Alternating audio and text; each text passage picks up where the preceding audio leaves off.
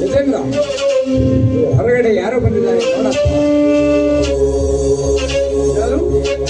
ಅಣ್ಣ!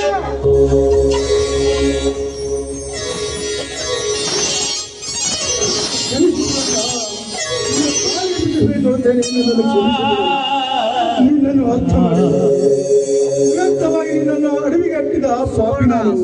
ಕುಮಾರ ಕುಮಾರ,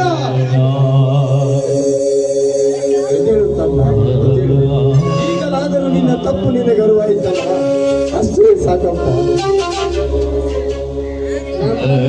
ಕೇಳೋದಕ್ಕೆ ನಾವು ಯಾರು? ನಿಮ್ಮೆಲ್ಲರನ್ನು ಕೇಳೋದಕ್ಕೆ ಮೇಘಪ್ಪ ದೇವರಂತಾರೆ ಚಿಕ್ಕಮ್ಮ.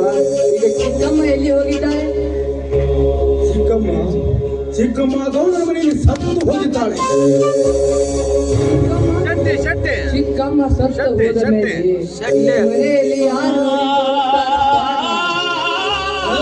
ಚಿಂತೆ ಮಾಡುತ್ತಿದ್ದ ಆದರೆ ಈ ಪರಿಹಾರ.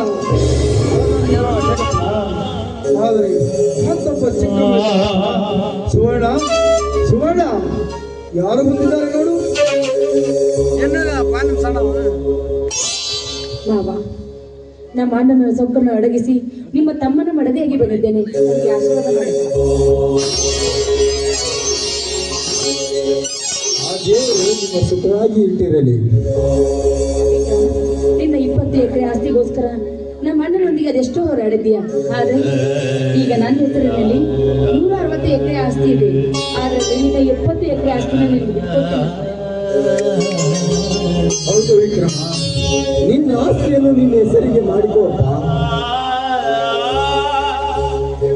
ಬೇಡ ಅಣ್ಣ, ಬೇಡ. ನಿನ್ನೊಂದಿಗೆ ಕೂಡಿ ಬಾಳಬೇಕೆನ್ನೋದೇ ನನ್ನ ಕೊನೆ ಆಸೆ.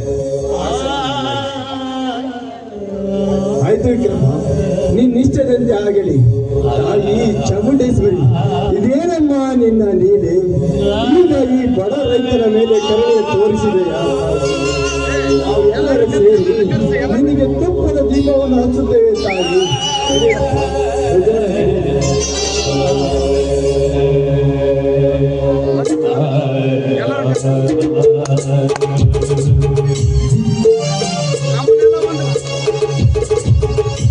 ನಮ್ಮನ್ನೆಲ್ಲ ಒಂದು ಗುಡಿಸಿದ ಮಾರ್ಗದರ್ಶನ.